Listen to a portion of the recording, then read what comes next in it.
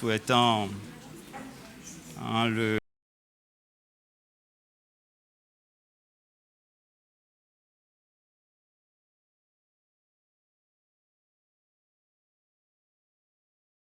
tu as à côté de toi quelqu'un de très spécial, dans le bon sens, parce qu'il appartient au Seigneur, mais aussi pour la plupart des enfants de Dieu.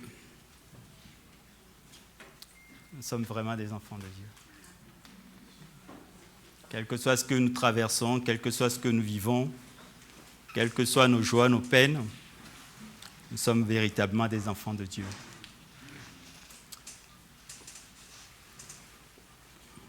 De quoi parlons-nous depuis dimanche dernier?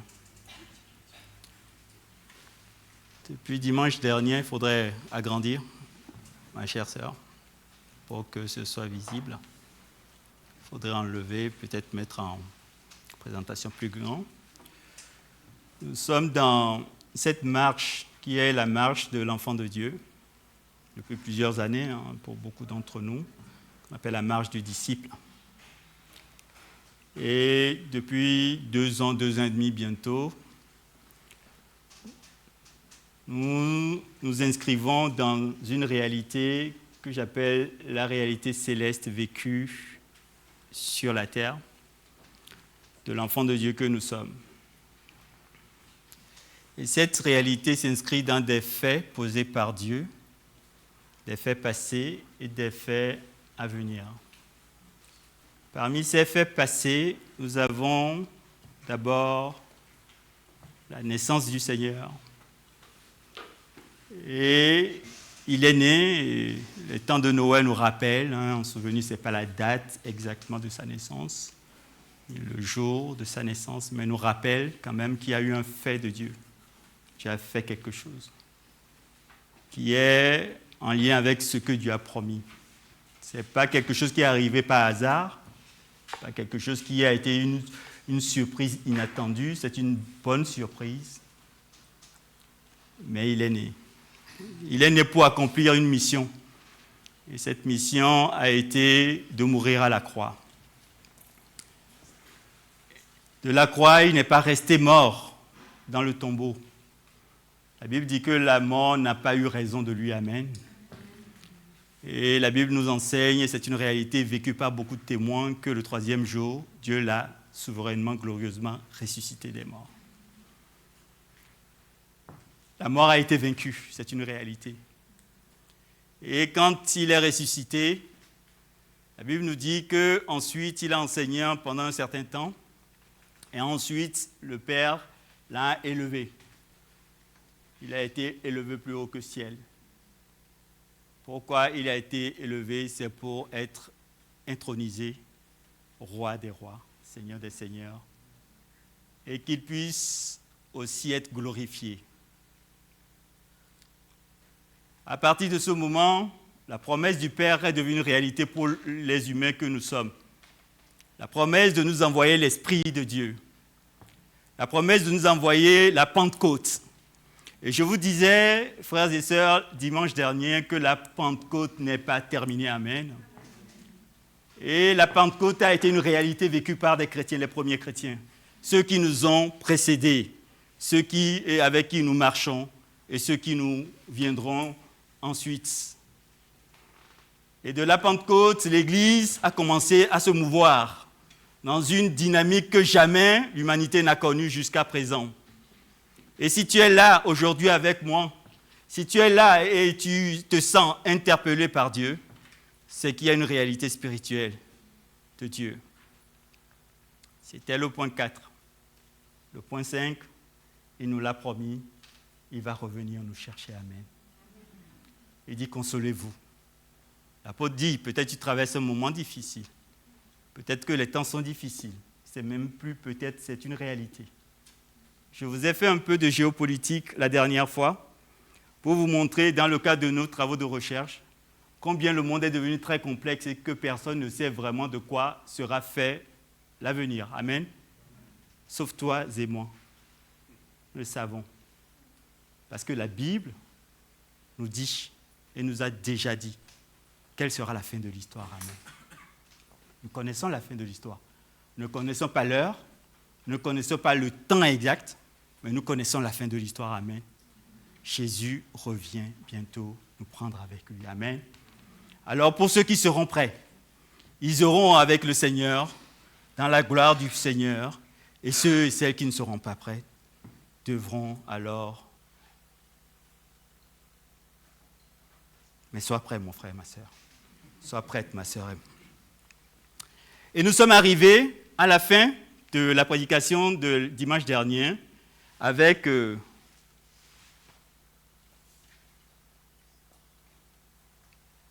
un message très simple. Puisque parmi les 3 éléments que nous discutons, qui ont un point important, la mort, qui manifeste un principe important, l'amour de Dieu, l'amour que nous devons exercer les uns envers les autres, que et le pasteur vient de nous rappeler, d'aimer vraiment fondamentalement, parce que la mort, c'est la preuve de quelqu'un qui a aimé jusqu'à donner sa vie pour nous. Puisque la résurrection, c'est aussi mis à part, c'est le chemin de la sanctification où Dieu t'a pris. Tu n'es pas resté mort, mais il t'a redonné la vie par la résurrection en Christ. Et que maintenant nous parlons de l'intronisation du Seigneur. L'intronisation va toucher un aspect important, c'est ce qu'on appelle le débordement.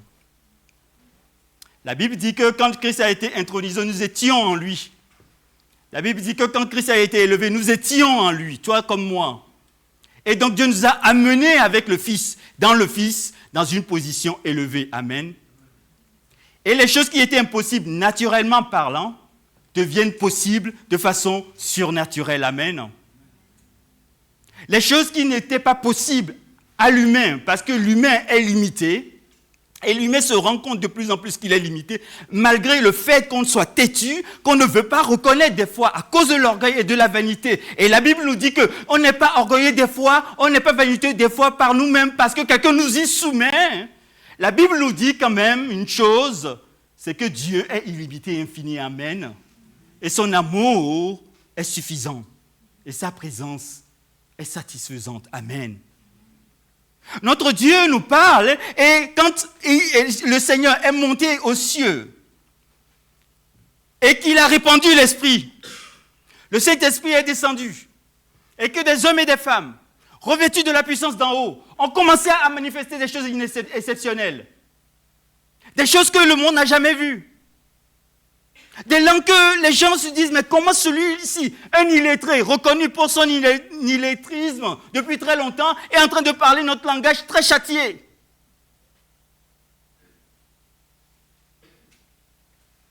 La Bible nous dit qu'à partir de ce moment, dans cette position, nous avons reçu le revêtement. Et ce revêtement d'en haut, de la puissance d'en haut, nous rend capables d'agir pour Dieu. Amen. Et donc, 3 points qu'on s'est donnés pour regarder pendant cette série de messages, c'est que le débordement spirituel et la multiplication touchent concrètement, très concrètement, ma vie de prière. Le débordement spirituel et la multiplication me touchent dans la capacité renouvelée, parce que Dieu habite en moi, c'est ce qu'on verra aujourd'hui, à prier et à avoir du succès dans mes prières. Non pas parce que je le veux, mais parce que Dieu fait grâce et miséricorde. Amen. Notre capacité vient d'en haut, frères et sœurs. Notre capacité vient du trône de Dieu, frères et sœurs. Nous sommes conscients des choses que nous traversons. Mais notre capacité n'est pas une capacité humaine ni charnelle. Le débordement spirituel et la multiplication dans le témoignage. Comment Dieu me rend, me transforme, de telle façon à ce que je parle de Dieu et que ça ait un impact. Que ça change la vie d'autrui. Sans la puissance d'en haut, cela n'est pas possible. Cela n'est pas possible.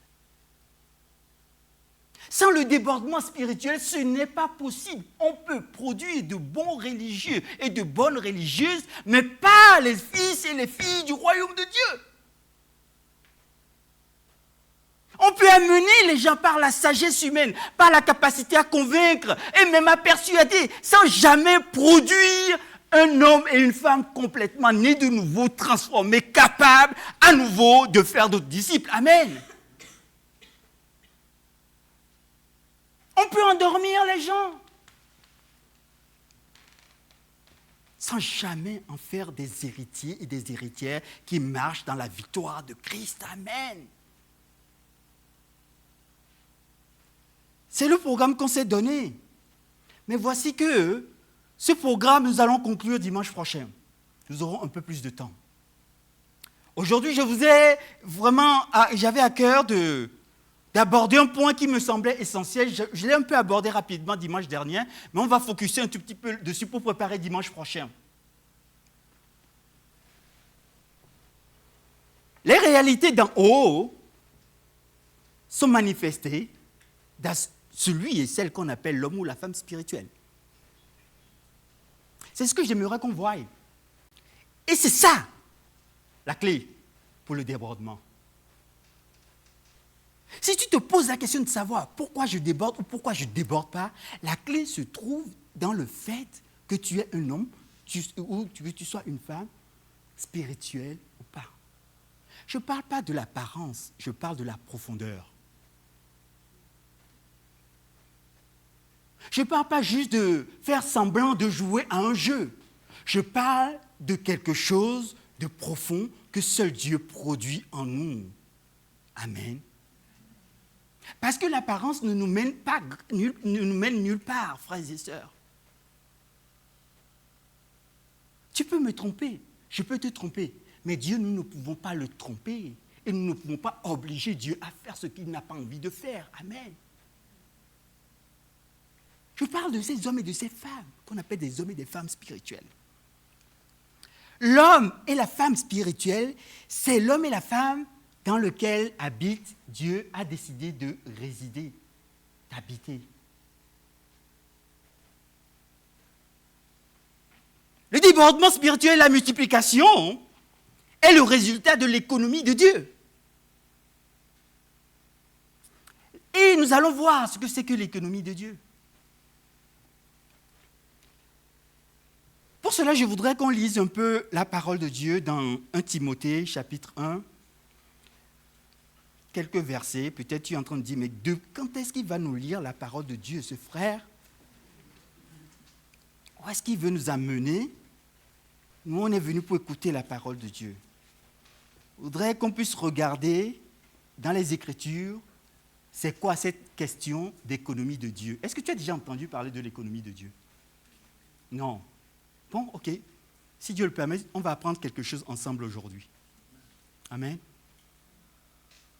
Dans le monde dans lequel nous sommes, nous parlons d'économie. Et l'économie, c'est ce qui régit les relations entre plusieurs acteurs. La manière dont les choses sont transférées. Les échanges de flux, comme on dit. Et puis la science économique, c'est la science qui étudie ça. Ces relations, ces rapports économiques, du développement, toutes ces choses. On va parler de croissance, on va parler de multiplication, on va parler de tout un tas de choses. Ça, l'économie humaine, on le sait. Ça fait partie des choses que nous étudions à l'université. Mais connais-tu l'économie de Dieu? Où est-ce que la Bible nous en parle?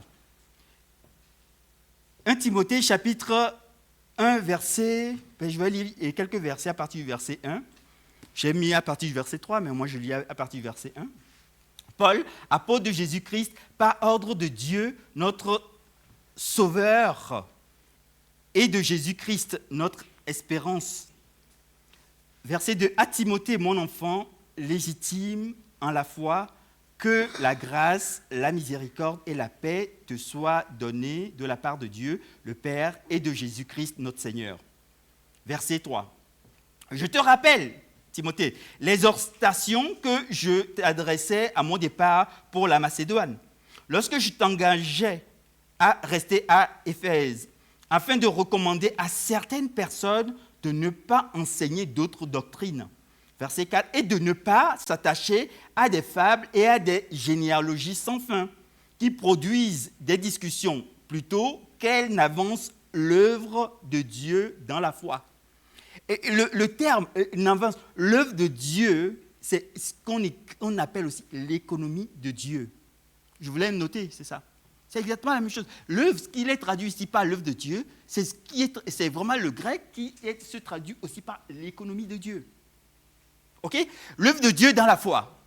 Le but de cette recommandation, c'est l'amour qui vient d'un cœur pur. Et ce qui nous a été rappelé tout à l'heure, l'amour qui vient d'un cœur pur, d'une bonne conscience et d'une foi sans hypocrisie. Quelques-uns, s'en étant détournés, en grec ça veut dire ont manqué le but. Ils ont manqué le but de l'économie de Dieu. Ils en sont détournés, ils sont détournés de l'économie de Dieu qui est manifestée par un amour pur et sincère. Dans une foi pure et sincère, qu'est-ce qui leur est arrivé? Se sont égarés dans de vains discours. Le débordement spirituel vient du fait que Dieu nous a visités. Dieu nous a changés, Dieu nous a transformés. J'ai noté que l'économie, j'ai donné quelques éléments quand même importants, c'est d'un point de vue administration, c'est une bonne administration des richesses matérielles d'une maison ou d'un État. L'économie, on peut aussi la regarder comme des activités. L'ensemble des activités d'une collectivité humaine relatives à la production, à la distribution et à la consommation des richesses. On peut la voir aussi comme une science, ce que je vous ai dit tout à l'heure, qui étudie la façon dont les individus font des choix et prennent des décisions avec des ressources limitées. Il faut savoir qu'avant, il y a quelques années en arrière, l'humain pensait que les ressources étaient illimitées. On est dans le siècle où on a compris que les ressources sont limitées. Et ça crée des difficultés. Nous verrons tout à l'heure que Dieu n'a pas de ressources illimitées. Nous verrons tout à l'heure que le débordement, c'est Dieu et sa richesse qui répond au travers des hommes et des femmes que nous sommes. On peut regarder l'économie aussi comme un ensemble de relations. On peut concevoir l'économie comme un ensemble d'acteurs qui sont généralement regroupés en catégories. Les ménages, les entreprises, les administrations publiques, etc. Et un ensemble de relations entre ces acteurs qui correspondent à des flux. Production, revenus, épargne, consommation, placement, etc. que vous connaissez très bien. L'objectif premier de l'activité économique et du commerce est de fournir des biens et des services qui répondent aux désirs et aux besoins de chacun. C'est ça l'économie. Je vous ai pris les définitions. Il faudrait te dire que l'objectif de l'économie de Dieu, c'est que son royaume, son règne, sa volonté s'établissent sur la terre par l'intermédiaire des hommes et des femmes que nous sommes. Amen. Pense au Notre Père. Jésus n'a fait que révéler comment fonctionne l'économie de Dieu. Le fondement du débordement spirituel découle de l'économie de Dieu. Donc il faut qu'on comprenne ce que c'est. Il faut qu'on saisisse la réalité spirituelle de ce qu'est l'économie de Dieu. J'ai noté point 1. Le débordement spirituel découle de l'économie de Dieu, les choses que certains ont abandonnées. C'est ce que l'apôtre Paul est en train de dire à Timothée. Ils ont abandonné, ils ont commencé à raconter des histoires, je vais dire des bobards, pour éloigner le cœur de l'humain, pour se détourner de Dieu, de ce que Dieu veut faire. Et la Bible nous dit que cette économie est dispensée par Dieu dans l'homme. Dieu passe par l'homme, un homme et une femme, pour faire quelque chose.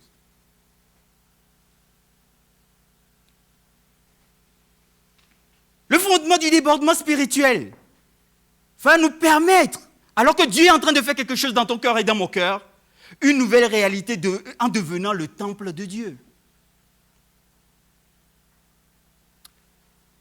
Le fait que Dieu a fait de notre esprit humain un lieu très saint dans lequel il habite Voyez?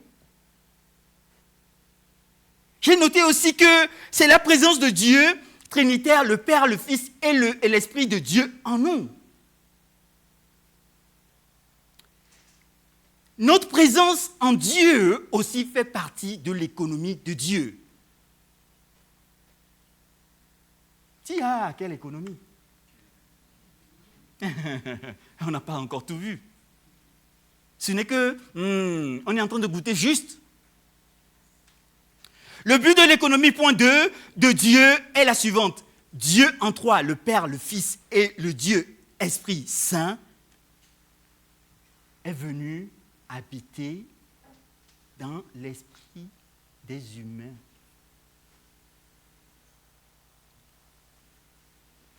De ces humains, de ceux qui croient et qui ont reçu la vie éternelle.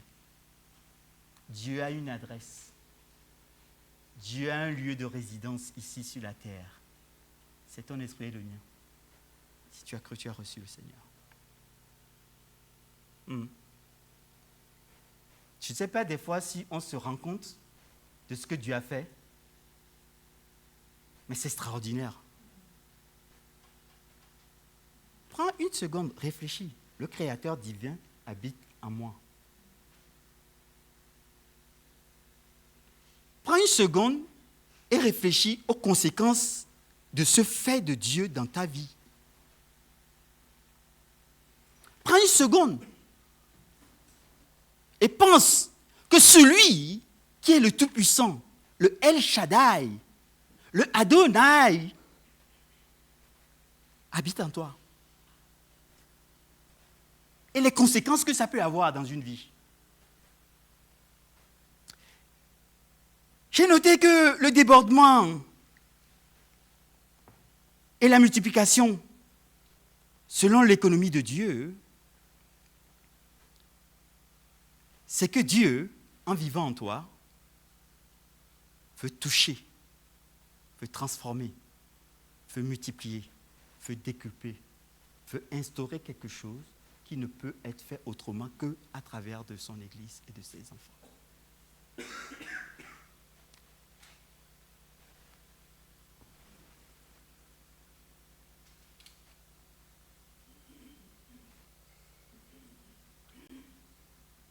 Voyez ce que Dieu a fait. Non? Vous vous rendez compte? Ça ne vous parle pas? Je suis le tout seul en train d'être excité de savoir que Dieu habite en moi. Pourquoi Dieu a besoin d'habiter dans l'humain? Parce que Dieu s'est autorisé lui-même à fonctionner comme ça. Tout esprit qui agit sur cette terre, qui ne passe pas à l'intermédiaire d'un homme ou d'une femme, est dans l'illégalité totale. Donc Dieu, il est venu en tant que fils. Le fils, il a dit, si tu m'as vu, tu as vu le Père. Dans Jean, chapitre 14. Et le fils est mort, est parti, intronisé. On est dans ces moments où le Fils est intronisé, glorifié, envoyé, l'Esprit de Dieu. Et c'est sous forme de son Esprit que Dieu peut habiter en toi.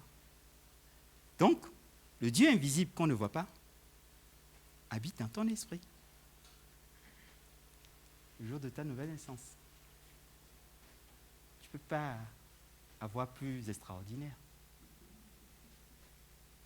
Non? Tu ne peux pas vivre une vie aussi, mais ta vie est extraordinaire. Non, je ne sais pas si vous vous rendez compte.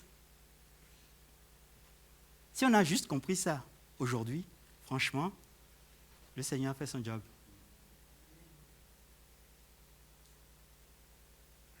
C'est pour cela que Dieu, quand il est venu pour sauver l'humanité, était obligé d'être un homme. Parce qu'en tant qu'esprit, il ne peut pas le faire. C'est dans Genèse, chapitre 1. Faisons l'homme à notre image et à notre ressemblance et qui domine. Et Dieu n'a pas enlevé ce privilège qu'il a donné à l'homme. Donc il s'est limité lui-même. C'est sa capacité à agir. Et c'est pour cela, Adam et Ève, quand ils travaillaient, au début, quand ça se passait bien, étaient en communion permanente avec le Père et déployaient ce que le Père, Dieu, leur disait sur la terre. Et les choses fonctionnaient bien. Et c'est pour cela, mes amis, l'économie, le système économique du monde ne peut que s'effondrer. La seule façon pour que le monde fonctionne correctement, l'humanité, je parle de la terre et la gestion de la terre confiée à l'homme, et l'homme et la femme, je parle de l'humain, puissent fonctionner, c'est Dieu qui déploie la qualité de vie de son royaume ici-bas. Mais nous, comme on est têtus, comme on est très têtus, on a dit, Dieu, tu ne m'intéresses pas, je vais réfléchir moi-même, parce que j'ai la capacité cognitive à réfléchir, pour bâtir quelque chose. Et après, tu bâtis, ça ne tient pas, ça s'écroule, tu dis, c'est pas grave, on va bâtir autrement, mais toujours sans Dieu. Et tu bâtis autrement, ça s'écroule encore. Tu dis, non, je n'ai pas bien progressé, je travaille dur et je rebâtis autrement. Et les systèmes et les théories économiques passent et s'effondrent les unes après les autres. Amen. Ça s'effondre parce que ça ne peut que s'effondrer parce qu'il n'y a pas Dieu dans l'affaire. Et le seul capable de gérer, de mener, de donner intelligence et sagesse pour que ce monde fonctionne correctement, c'est Dieu, c'est son créateur. Non?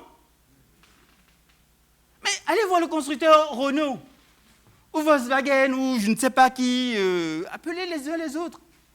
Quand ta voiture est en panne, bon, je ne parle pas des anciennes voitures, on se débrouillait, maintenant la nouvelle voiture, qu'est-ce que tu fais? Tu vas chez le concessionnaire, il prend son ordinateur, il branche l'ordinateur, il te dit, voici, et ça te coûte 2000 € déjà, maintenant on va pouvoir réparer. C'est comme ça que ça se passe, non? Pas pour vous. Moi, la mienne, c'est sûr que quand je passe par là, je ne suis pas plus riche. Mais pourquoi vous allez les voir, ces personnes? Parce que si tu ouvres le capot de ta voiture, tu ne vas rien comprendre de toute façon. Et quand bien même tu dis je comprends quelque chose, et si tu touches à quelque chose et que ça ne marche pas, l'assurance va te dire tu es gentil, mais ce n'est pas ton job.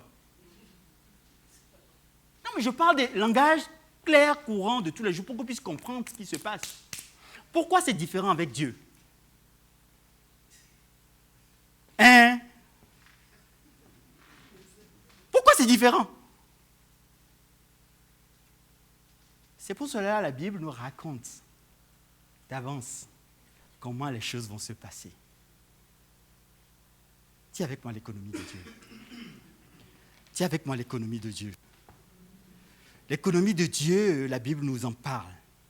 Une nouvelle réalité devenant le temple de Dieu, qu'on lit dans 1 Corinthiens, chapitre 3, verset 16. L'économie de Dieu, la Bible nous en parle. Parce que Dieu a fait de notre esprit humain, j'ai dit, le lieu très saint de son habitation. Dieu a fait de nous sa demeure. Mais Dieu a fait de lui notre demeure. Quelle garantie pour ta vie? Quelle garantie pour ta vie? Ça, on parle d'économie. On dit, c'est des acteurs qui vont avoir des relations entre elles. C'est ça, l'économie. Et le but de cette transaction, c'est qu'il y a croissance. Amen. C'est qu'il y ait débordement.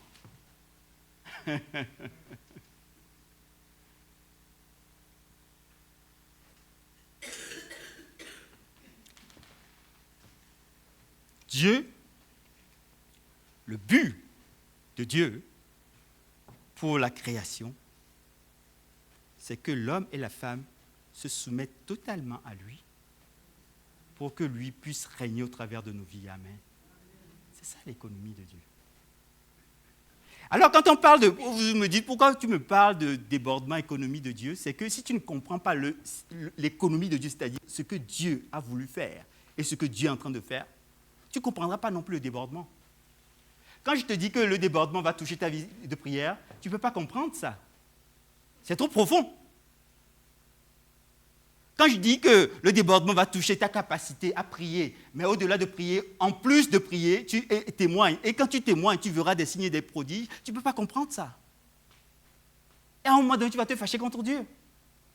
Tu vas te dire pourquoi ça ne marche pas. Mais tu n'as pas fait tes classes. Tu n'as pas pris le temps d'écouter Dieu et d'apprendre son économie. Comment ça fonctionne? Donc tu peux en vouloir Dieu, mais Dieu n'en a rien pour l'histoire. C'est toi qui n'as pas fait ta classe. Vous comprenez ce que je suis en train de dire? Moi, j'ai des étudiants, ils décident de bachoter la veille avant de passer l'examen. La capacité à avoir une bonne note est très faible. Bon, il y a des surdoués qui, de temps en temps, sortent du lot. Mais comme je fais des entretiens après, je les coince. Et vous croyez, nous croyons qu'avec notre cinéma, on peut changer quelque chose par rapport à Dieu?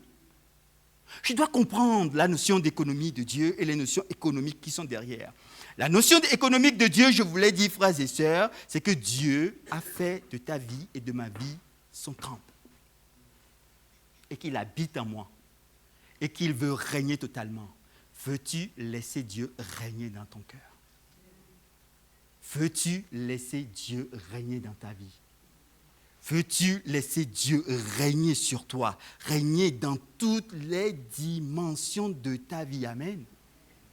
Veux-tu le laisser? Parce que la Bible nous dira que et ce fondement est tellement vrai que Dieu, non seulement qui habite en nous, est venu et nous sommes revêtus de Dieu.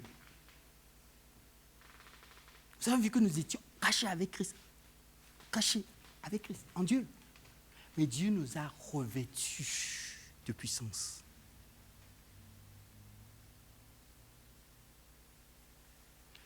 Alors, si tu continues d'avoir peur du diable, je ne sais pas quoi je peux te dire. Ce n'est pas toi qui dois avoir peur, c'est quelqu'un d'autre qui doit avoir peur. Beaucoup d'enfants de Dieu souffrent parce qu'ils n'ont pas compris l'économie de Dieu.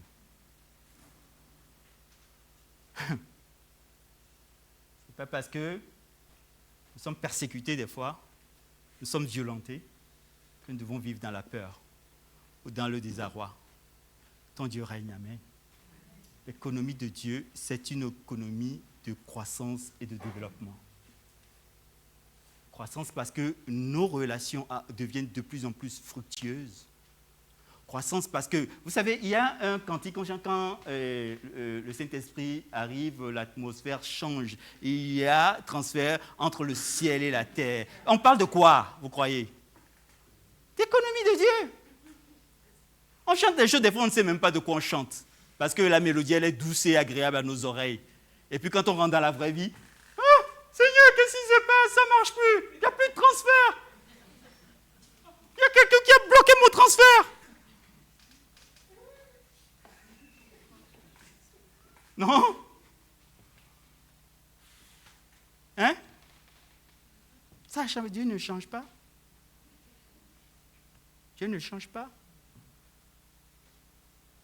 Ce n'est pas à nous de reculer. Quand tu comprends l'économie de Dieu, ce n'est pas à toi de reculer. Tu ne recules pas, mais tu apprends à grandir en sagesse, en connaissance, en révélation, en humilité, en soumission, en obéissance. Quand tu poses un pied, ce n'est pas parce que je me suis levé le matin, il m'a semblé bon de poser le pied comme cela et je le pose comme cela. Je me suis levé le matin ayant communié avec le Père. Au nom du Fils, par le Saint-Esprit, je peux poser des actes sur cette terre et changer l'histoire. Économie de Dieu. Ça vous parle? On est trop contaminé par l'économie du monde. Hein. On va s'arrêter là. On va passer à la conclusion. Je ne ferai pas tout parce que je pense que l'essentiel a été dit. Sache, je vais lire quelques passages, que notre nouvelle réalité, dans 1 Corinthiens 3, chapitre 16, et chapitre 3, 16 à 17, ne savez-vous pas que vous êtes le temple de Dieu et que l'Esprit de Dieu habite en vous? Si quelqu'un détruit le temple de Dieu, Dieu le détruira, car le temple de Dieu est saint et c'est ce que vous êtes.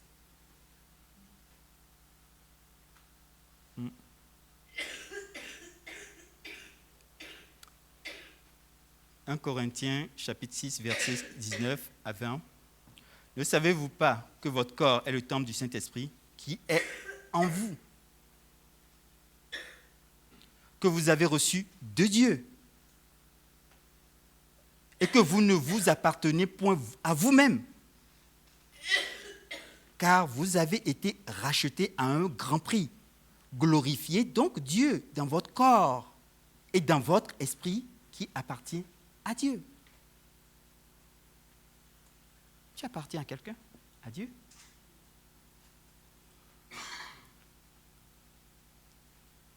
Éphésiens 2, chapitre 2, versets 20 à 22. Vous avez été édifiés sur le fondement des apôtres et des prophètes. Jésus-Christ lui-même étant la pierre angulaire. En lui, tout l'édifice bien coordonné s'élève pour être un temple saint. Écoutez bien, tout l'édifice bien coordonné s'élève pour être un temple saint dans le Seigneur. En lui, vous êtes aussi édifiés pour être une habitation de Dieu en esprit. Et j'en ai plein de versets comme ça qui nous parlent de l'économie de Dieu. Voici ce que Dieu a fait pour nous. Est-ce que ton cœur se réjouit cet après-midi de ce que Dieu a fait pour toi? Le débordement vient de là. C'est parce que Dieu t'a rempli. Dieu m'a rempli. Dieu m'a rempli. Il a déversé à moi, déversé à moi, déversé à moi, déversé à moi. Comment Dieu déverse à moi? Ce n'est pas parce que je reste fermé que Dieu déverse à moi. Il y a un truc qu'on ne comprend pas aussi. Nous, souvent, en tant que chrétiens, on dit, je reste là, je ne change pas de posture et Dieu va me remplir. Tu te trompes. La seule façon à ce que Dieu remplisse un homme et une femme, c'est l'obéissance et la soumission. C'est tout. Tu fais plus de place, il prend plus de place. Tu fais moins de place, il prendra moins de place. Ce n'est pas magique. C'est presque mathématique. Presque, je dis. Parce qu'il faut son aide et son assistance pour que ça soit possible. Parce qu'on est vraiment têtu. On est vraiment rebelle. Naturellement dans la chair, je veux dire. Mais notre situation a changé. Christ est mort pour nous. Bien plus, il est ressuscité. Bien plus, il est glorifié, intronisé. Bien plus, il possède la puissance pour nous libérer de nous-mêmes. Amen. Voulez-vous qu'on se lève pour prier le Seigneur? Amen. Alléluia. Je vais demander aux anciens de venir. On va prier pour la famille EBE. Il y a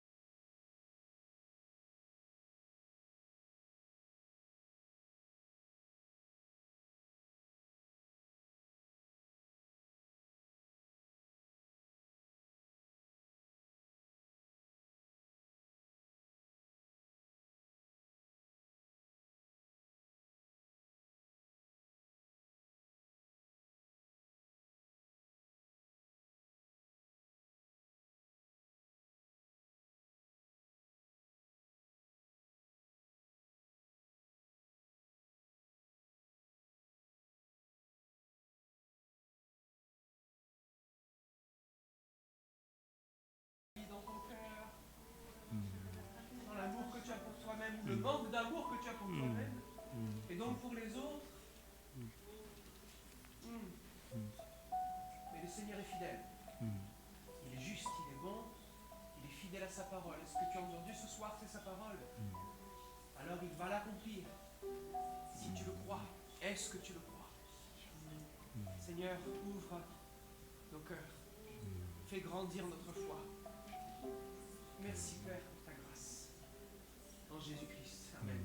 Oh Jésus, Amen. Kabebisque, Fai, Koria, Basso, Jésus. Oh, Yabebisque, Roko, Jésus. Yabebisque.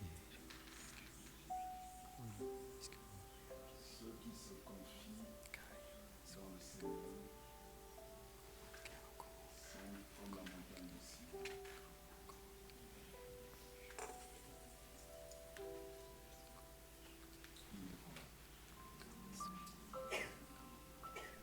Parce que nous recevons de la part de Dieu un